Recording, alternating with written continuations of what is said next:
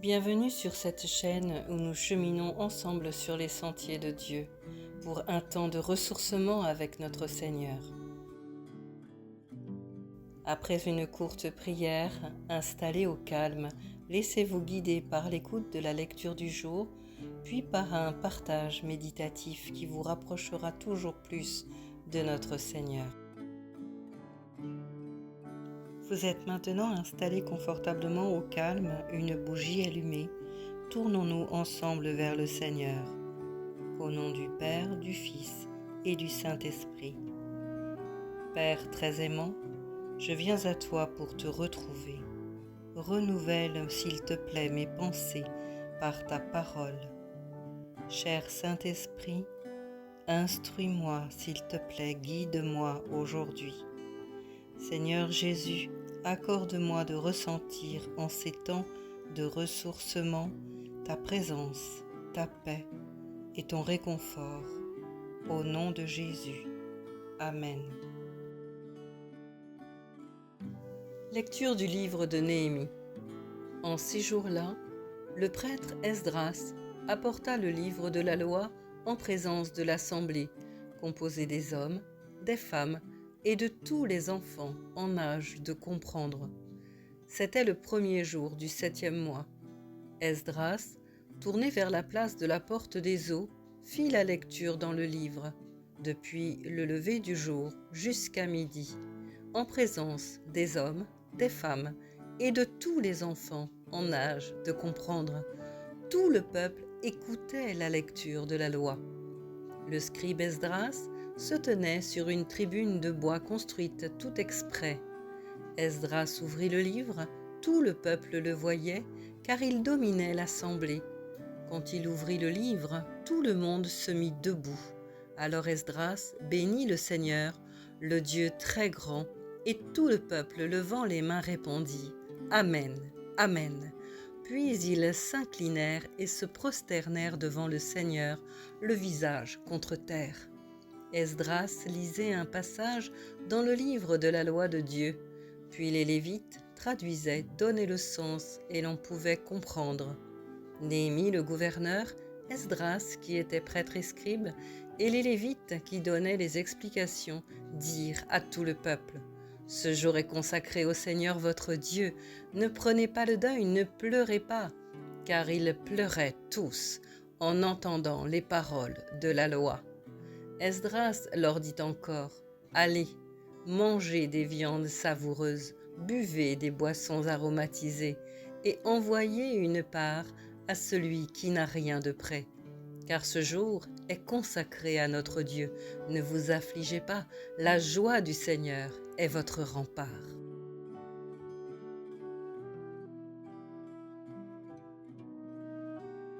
Dieu aime les siens. Il fait une alliance avec son peuple selon Jérémie 31-33, lorsqu'il promet « Je mettrai ma loi au-dedans d'eux, je l'écrirai dans leur cœur, je serai leur Dieu et ils seront mon peuple. » C'est une histoire d'amour que Dieu écrit avec les siens. Plus loin, il dira « Tous me connaîtront, depuis le plus petit jusqu'au plus grand, car je pardonnerai leur iniquité, je ne me souviendrai plus de leurs péchés. » Cette loi établit des limites. Dieu veut fixer à son peuple un cadre pour qu'à travers ces règles, il soit heureux et comblé, du plus petit jusqu'au plus grand. Mais ce peuple n'a pas envie de suivre la loi de son Dieu. N'en faisant qu'à sa guise, il ouvre alors la porte à son ennemi qui le fait prisonnier et le déporte en exil, loin de ses terres fertiles. Dans ce désert, ce peuple apprend qu'être privé de Dieu et de ses lois est terrible. Il goûte à une vie sans saveur, sans but et stérile.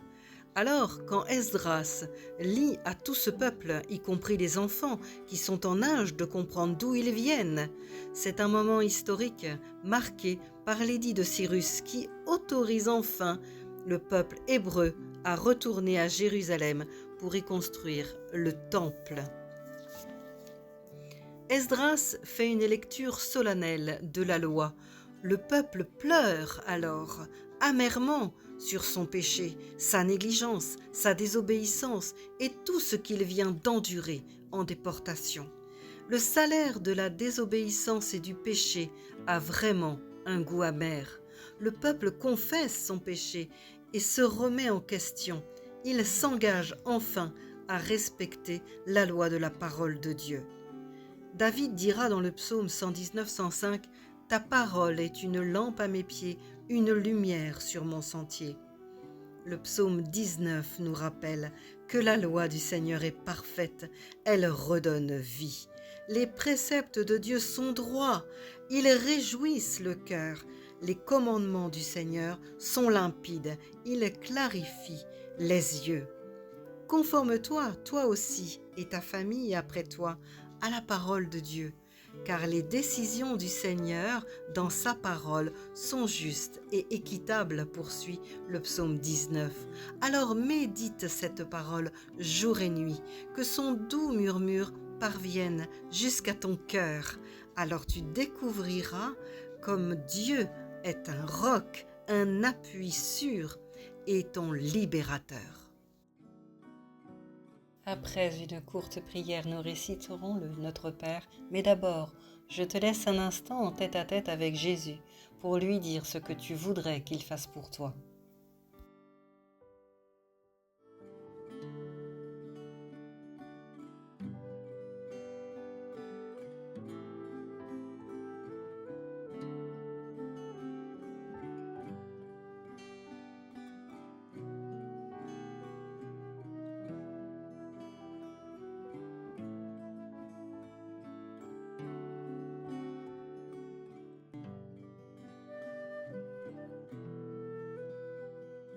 Prions ensemble, au nom du Père, du Fils et du Saint-Esprit. Ô mon Dieu, je viens te consacrer ce jour. Jésus, tu es la lumière de ma vie, de qui aurais-je crainte? Toi, mon libérateur, je veux te remercier pour ta parole qui m'éclaire et me redonne la vie.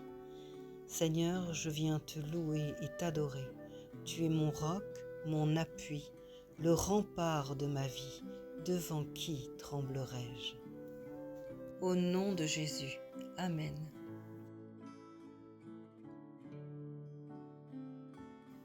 Notre Père qui es aux cieux, que ton nom soit sanctifié, que ton règne vienne, que ta volonté soit faite sur la terre comme au ciel. Donne-nous aujourd'hui notre pain de ce jour. Pardonne-nous nos offenses, comme nous pardonnons aussi à ceux qui nous ont offensés. Ne nous laisse pas entrer en tentation, mais délivre-nous du mal, car c'est à toi qu'appartiennent le règne, la puissance et la gloire, pour les siècles des siècles. Amen. Si ce message vous a encouragé ou si vous pensez qu'il peut encourager un de vos proches, partagez-le. Mettez le petit pouce afin de bénir un plus grand nombre et booster cette vidéo dans les algorithmes. Abonnez-vous pour recevoir la chronique de dimanche prochain. Prenez bien soin de vous. Belle semaine à chacun et à dimanche prochain.